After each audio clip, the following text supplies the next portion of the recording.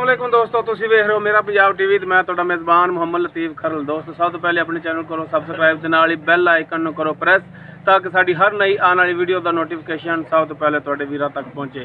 दोस्तों रोज़ाना की निस्बत अज भी तुहाडे वास्ते एक गां ते एक मझ जिहड़ी सेल कीती उहदी वीडियो लैके हाज़र होए हैं।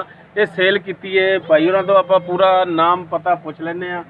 ਇਹ मेरे दोस्त ने सबसक्राइबर ने गग्गो मंडी तो आए ने कांवाला मोड़ उनके नाल इन्हां दी राइश है। की नाम है जी अपना? हाजी मजहरुल्ला वट्टू।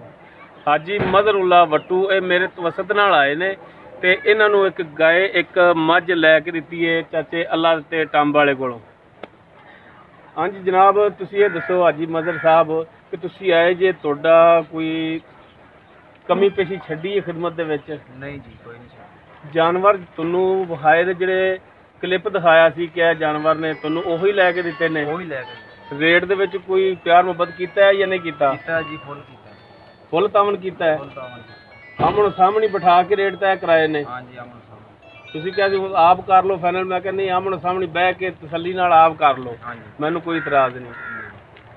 हाँ जी चाचा जी आओ। हाँ हां जी, हाँ जी जनाब, मैं कोई तुहानू वध घट नहीं गल दसी कि यह रेट लग रहा जो मुक मुका कराया तुहाडा सामने कराया? सामने, बिल्कुल सामने।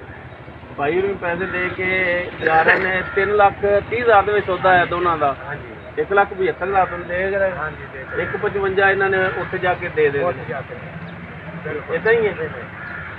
तो दोस्तों उम्मीद करांगे तुहानू साडी अज दी वीडियो पसंद आएगी। साडी वीडियो पसंद आवे इन लाइक करना, शेयर करना और अपने कमेंट्स का इजहार करना। इंशाल्लाह साडे चैनल दे विच ठगी फरेब वाला काम बिल्कुल नहीं है।